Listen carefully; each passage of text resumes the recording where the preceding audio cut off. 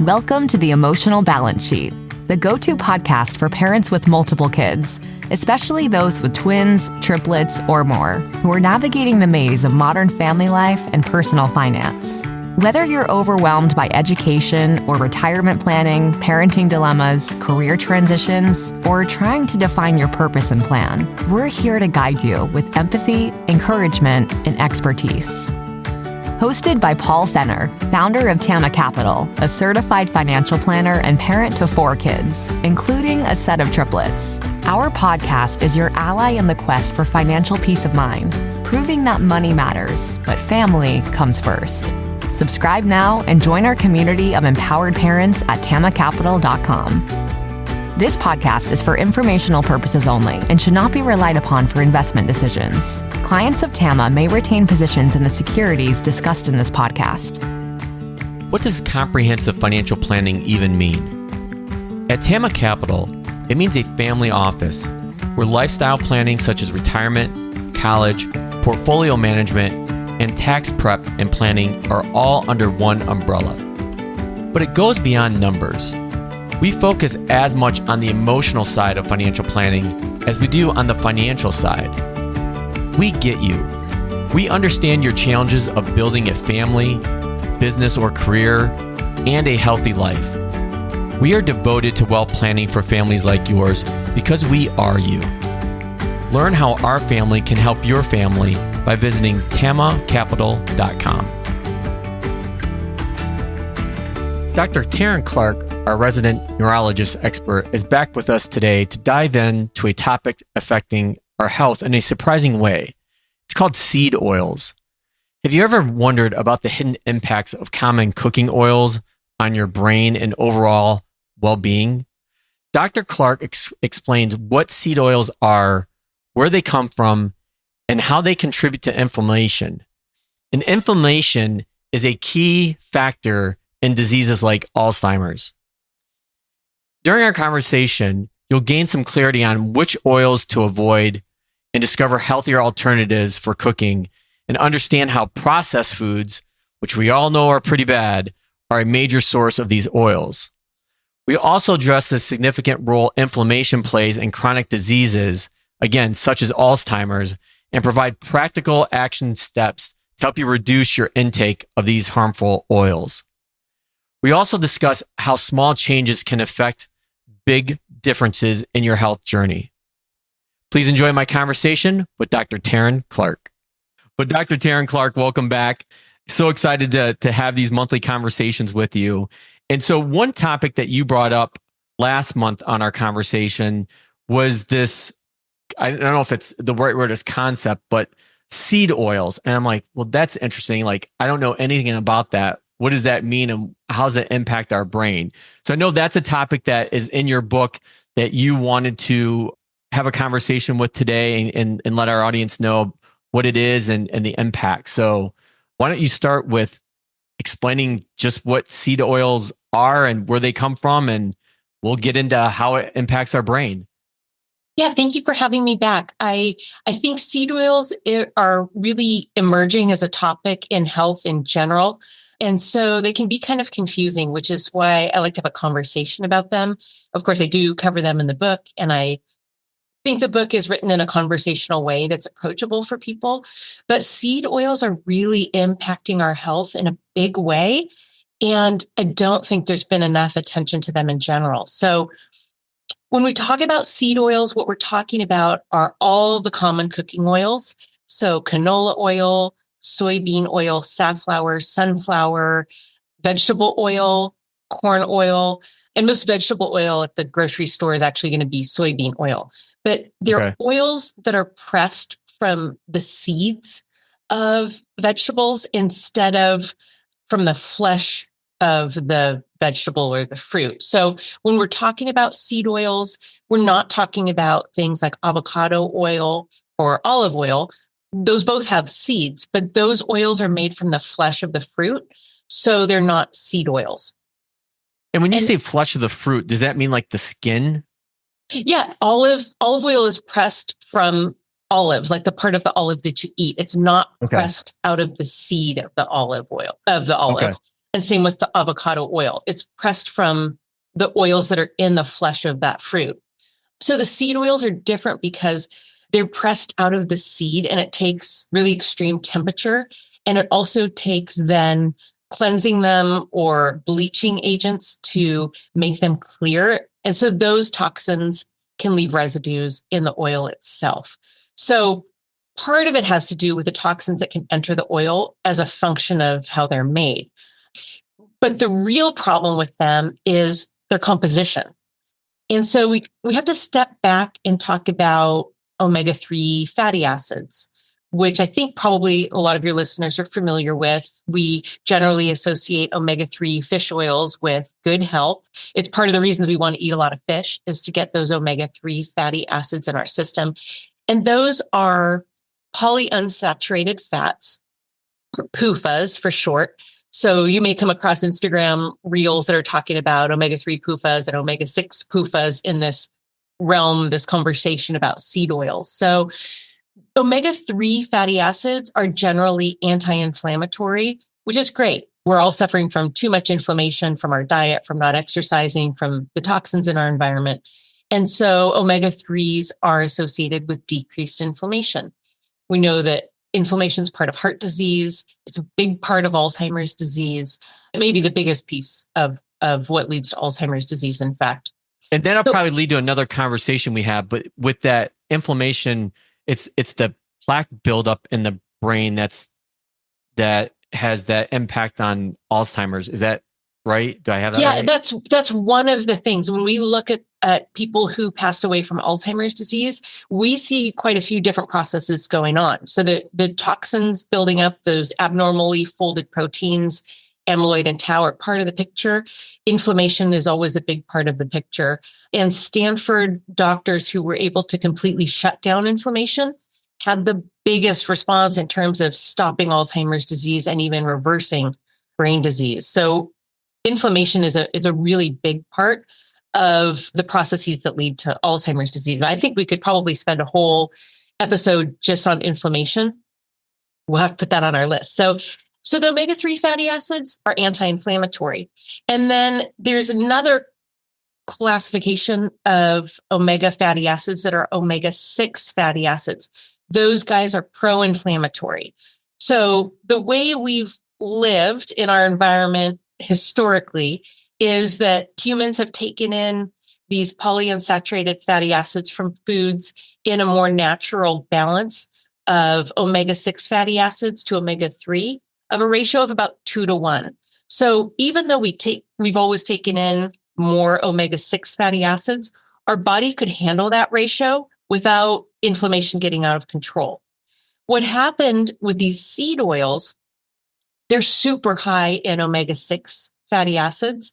And our intake, since they were originally derived and they were originally machine lubricants that now are in our food, what's happened as these have become the predominant oil, we're actually consuming the majority of our calories from these seed oils, which is remarkable. And that shifted the ratio that we're taking in from 2-1, omega-6 to 3, to 15-1, omega-6 to 3. And so that is a ratio that our bodies can't overcome in terms of dampening down inflammation.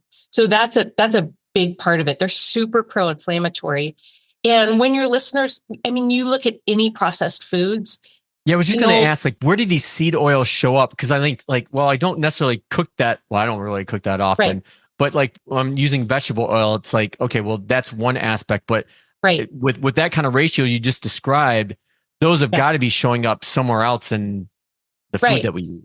So when you realize that Americans are eating 70% of our foods are ultra processed foods, the seed oils are always a big source of calories in those ultra processed foods. They're in every ultra processed foods. And if your listeners start reading labels and looking for these guys, they're always towards the top of the label. They're everywhere. So getting them out of your diet, or at least decreasing the amount that's coming into your diet. There's big targets and there's little targets. We're not going to get them completely out of our diet. It's just impossible. When you start looking around, it's overwhelming. And so I want to reduce that overwhelm by maybe talking about a couple simple ways you could target really reducing your load of these oils, little changes that make a big difference, and then not sweating some of the little changes that aren't going to make a very big difference, really prioritizing where we could get rid of some of these guys. And then we also need to talk a little bit about how else they're dangerous, because they set off this oxidation storm that damages our cells. So I don't know which way we want to go first, maybe talking about some ways to cut them down and then coming back to a little more science. I don't want everybody to tune out because we're over sciencing here. Yeah, no, I think that's good. So why are these oils so prominent in processed food? Is that because of the nature of the processed food being able to be stored, or like, I'm curious about like why these show up in processed food? Because they're cheap. Okay. That's the number one reason. They're super cheap. And so they're part of industrial food manufacturing. The big cheap ingredients that are in everything are seed oils and refined sugars, high fructose corn syrup. There's an interesting book called The Omnivore's Dilemma, and that really goes into the corn subsidy and how that has created super cheap calories, which are mostly coming through corn. And that's a big source of seed oils. It's a big source of high fructose corn syrup, which was first created in 1979 and has become a major ingredient in a lot of our food. So it's really these industrial processed foods. They're mostly refined sugars and seed oils, and then some sort of refined grain that's stripped of most of its nutrients. But they're really cheap ingredients. And that's why they're so prevalent. That's why food has, recently inflation has changed food prices, but in general, processed food has gotten so cheap. And that's why people are gravitating towards it, not only for the convenience, but it's also sometimes much cheaper than whole food options. Yeah, I remember like looking at, because it's from one of our very first conversations like a couple of years ago. I remember going and looking at a loaf of bread and it having like having that high corn syrup ingredient in it. I'm like, what in the heck does bread, like, why is this even in bread? Right. And that's the thing. It's not like people are going out and seeking seed oils and wanting to eat this stuff. It's just that it's crept into our diet, and we didn't know the health ramifications of it when that started. But now we're looking at a tidal wave of chronic disease across all age groups, and it mirrors what we're seeing with our intake of seed oils. So, the other big problem with these seed oils is they're unstable. So that means they're really susceptible to oxidation. And that's another concept. We talk about anti-inflammatory things and inflammatory things. We talk about oxidants and antioxidants. And so oxidation is part of what happens in Alzheimer's disease in the brain that causes damage, but it happens throughout our bodies. One of the most important places that it happens is in our arteries. And once our arteries get damaged by oxidation, then they start responding by building plaque. And that leads to hardening of the arteries or atherosclerosis. And that leads to, kidney disease, heart disease, brain disease everywhere. So that's a universal process. And how these seed oils play into that is most restaurants are going to use seed oils in their fryers because they're cheap and that's just what they use. And so those fryers get heated every day and then cooled every night. And the oil can get reused for a week or two. And so as that's happening, when the seed oils come to high heat, they generate a compound in their oxidation process that's called 4-hydroxynonenal. We just call it HNE for short. And so they generate that HNE, and that gets incorporated to the foods you eat.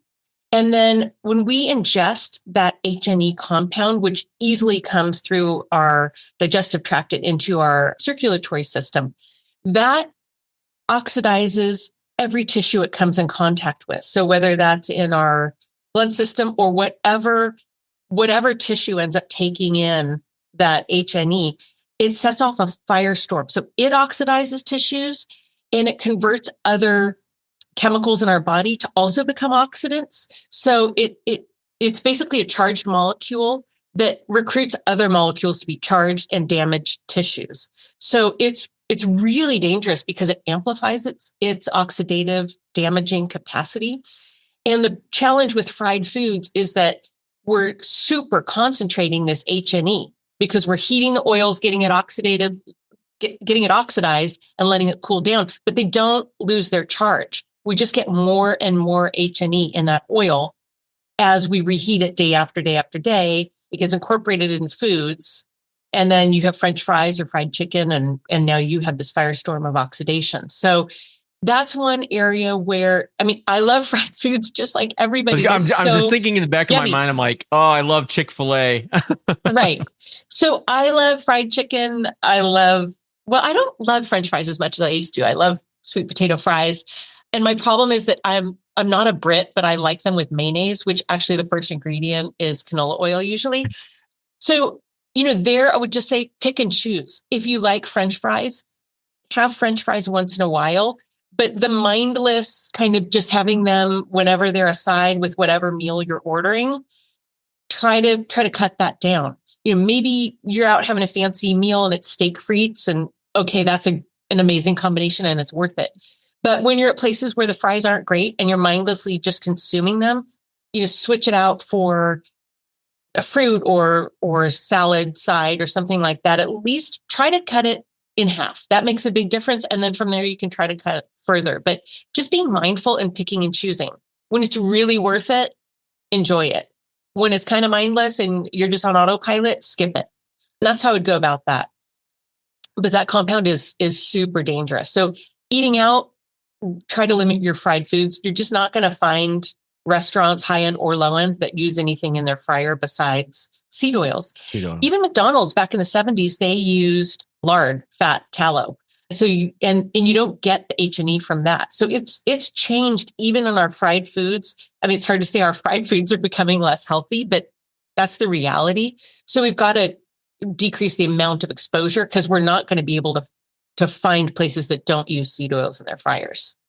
I'm curious, like in hearing you explain all this, my curiosity is naturally going to how does the research come about and identifying all these things? Like I always like to go like another layer or two below without getting like too wonky, but I'm like where how does one, you're a licensed neurologist, like how does this information get to you? Like where does this research begin that starts identifying these things are in the food, these things are kind of bad for you or whatnot? Like that's kind of where I'm curious. Like where's this information come from? Where's the data come from? That's a great question. So the data has been there for a long time, and it started with animal studies. But I think how it's getting to me, because I'm just a private practice neurologist in Southern California, I'm not a food researcher. The way I think that it's coming out to physicians and then kind of slowly diffusing out to the general public is really through an area of medicine called functional medicine. And that's a group of doctors who are interested in root cause medicine, not just trying to treat the symptoms of disease, but really getting into what's causing it.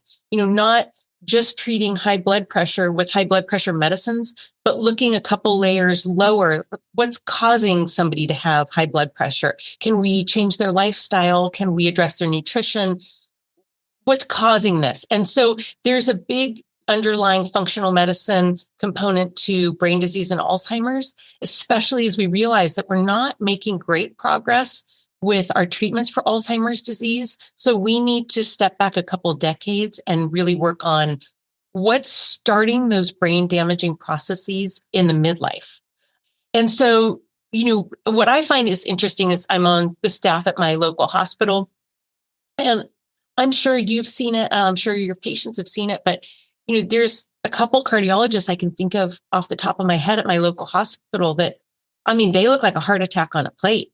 So, some of the traditional advice for cardiac health, the things they're prescribing and recommending, I started gravitating towards physicians who look outwardly healthy, and they almost universally are more focused on nutrition, exercise, and lifestyle as the foundation of medicine, rather than just heading straight to having people on 10 different medications.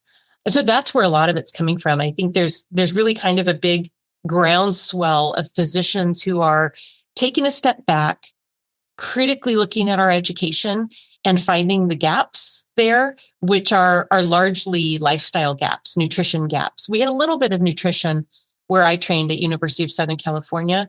I think we had more than most. And so that helped me be a little more open to thinking about food as medicine. But, it's kind of a groundswell. And once you start peeking into that, behind the curtain of functional medicine, on Instagram, your feed gets, just blows up with really healthy physicians who are focused on lifestyle and really impacting their patients' lives in profound ways. So that's where it comes from. And then you start digging into the literature, and it's everywhere. I mean, the amount of research on HNE and health and seed oils, it's overwhelming. So that's what I was really trying to do with the book is you can, find super deep dives into this stuff, but it's not that actionable. Reading the animal research isn't that actionable. Yeah, no one's going to cruise through that. Yeah, so I'm trying to translate it, bring it to a level that everybody can understand. And then you start seeing it everywhere and you realize how much you're consuming. And then we can do simple things. I'm avoiding most fried foods. We all know that fried foods aren't healthy. Like we've known that for a while. Yeah. But this is just a different exact mechanism of why they're unhealthy for your body. And then, I think you can make a couple big targets. Fried foods, eating out are one. Cut that down. Don't go crazy. So now because we were going to come back to this, but and lay out like action items that you can actually like walk away from this conversation thinking, okay, I can start looking at this. Because I think when you start explaining this, I think awareness always comes top of mind. Like like most things, whether it's financial related, relationships, health, it starts with awareness. And so can you turn on that awareness switch? And then once you are aware, then what are the action items you can take? Exactly. That's a great way to think about it. You're exactly right. Awareness is first. And then once you're aware, you want to make the changes because you realize how dangerous it is. So the couple steps that will really cut out a lot of these dangerous compounds are fried foods. And then the second big basket is home cooking. And that's two things. So cooking oils, I would highly recommend ditching all those seed oils. I would not have them in your house. There are easy substitutes that we can switch out. And you can do that gradually. What would be some of those substitutes, Teryn? Yeah, so the substitutes you can use for seed oils would be really getting back to traditional things would be butter and cooking in fat. We actually cook in butter in bacon fat a lot. My husband clarifies the bacon fat through a coffee filter, and we use that. It doesn't contain those omega-6s. And that's the thing is like when you say like bacon fat or butter, like I start thinking, well, wait a minute, that doesn't sound healthy either. Like give me the seed oils. But what you're saying is that no, actually the butter, the bacon fat is actually better for you than the seed oil. Yeah. I mean, when you look back at health and how humans used to live before seed oils were here, I mean, we didn't have the problems with obesity, the problems with chronic disease that we have now. So we lived with nature in which nature's provided, and that included a lot of beef fats or a lot of animal fats in our diet. And we didn't have the chronic diseases we have now. Part of it is really questioning this new narrative that these fats are healthy, that seed oils are healthy. The data doesn't support that. We've looked at, we can get back into the cholesterol hypothesis and how flawed the science is there. And when we looked at overall country level data of the countries that have more saturated fats in their diet and then had more atherosclerosis, when we really go back and look at those studies, there were a lot of countries that were excluded. And when you look at all country data, there isn't a correlation. So part of that is questioning what we're being told about cholesterol and fat. So we can set that aside for listeners who aren't kind of on that end of the spectrum. But most of functional medicine is actually returning to the more traditional fats. But the oils we'd be using are the animal fats, and then avocado oil, coconut oil, and olive oil. And then there's an interesting one that are fermented sugar oils that don't have high burden of omega-6 fatty acids. Those are a little harder to find. You generally have to order those directly from the manufacturer. So I would just stick with avocado oil, coconut oil, olive oil, and then the animal fats. So salad dressings are going to be a big source. It's really hard to find salad dressings on the shelf that don't contain seed oils. There's a couple brand exceptions. Primal is one that is mostly olive oil and avocado oil based. And so those are worth picking up. And what we do at our house is I just make a weekly dressing. I mean, it takes me 5 minutes. I have the couple recipes that I usually use on the inside of the pantry, and I just whip that up in a jelly jar, and we're good to go. And those are fresh and tasty. I've got a couple of my favorites actually in the book. So that's a way to avoid a lot of seed oils, because most of the dressing is oil. And then cooking with those other oils. And you want to choose those by smoke point, because that's a little below that is when they start to oxidize, and we're trying to avoid oxidants. They don't produce the H&E like the other ones, but they still produce oxidants that you want to avoid. So you generally don't want to saute in olive oil because the smoke point is pretty low. You're usually be cooking at a higher temperature than that. So for sauteing, that's where I recommend generally that people move to avocado oil. It has a higher smoke point, or some of these fermented sugar oils. They don't have any sugar left. The bugs that ferment it get rid of all the sugar and just leave the oil behind. One of those that I use is called Zero Acre, and you can find that one online. And the beauty of Zero Acre compared to something like avocado oil or coconut oil, which you can use for high temperature, is that does have a bit of flavor that can enter your food. And some people don't like those flavors.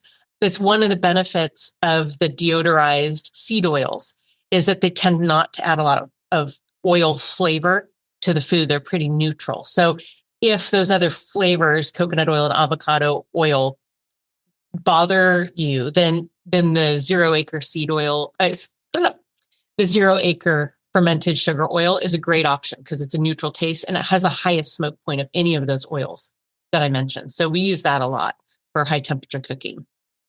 So far you mentioned, obviously, first one is try to reduce, eating fried foods. Second is substituting things that you're cooking at home with trying to replace those seed oils with ones that you just mentioned.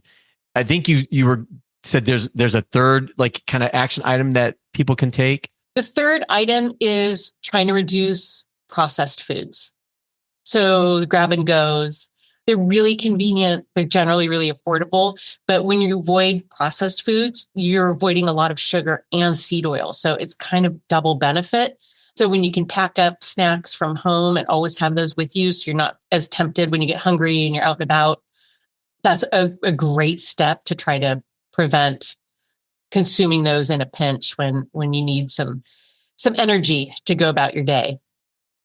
So if I go back and kind of summarize our conversation, one of the main reason why you're advocating trying to reduce because there's no eliminating, I think is what you've said, these seed oils from our diet is this idea of inflammation, which we'll get into in another conversation. But is that the heart of it? Teryn, did I get that right? Where trying to reduce the amount of seed oil that you're taking in will help reduce the inflammation, which has all these other impacts on not only brain health, but just our health overall. Yeah, that's exactly it. Yep. Okay.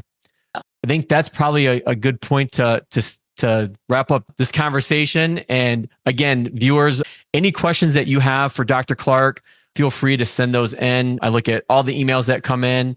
So just direct any questions that you may have and topics you want us to cover.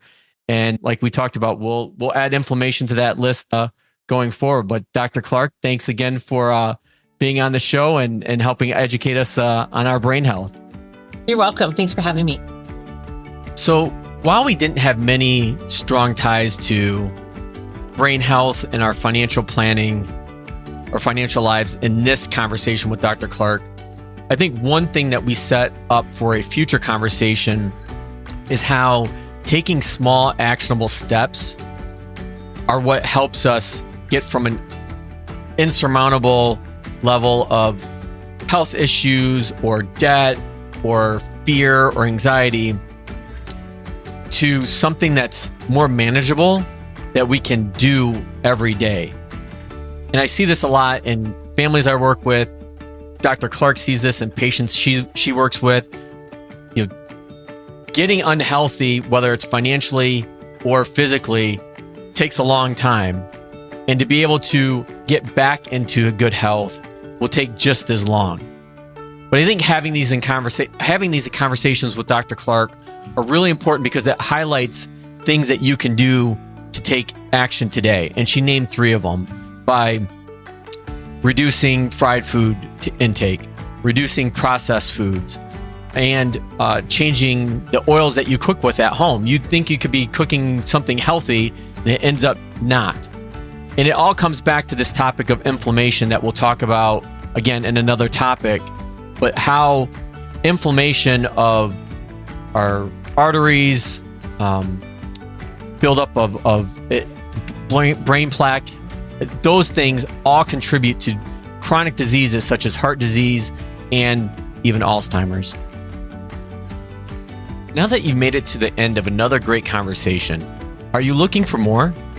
If so, head over to tamacapital.com where you will find all of our conversations. Use the search feature to find the topic or guest you would love to learn more about. Also, don't forget to make someone else's day by sharing our show. Thank you so much, and we'll see you next time.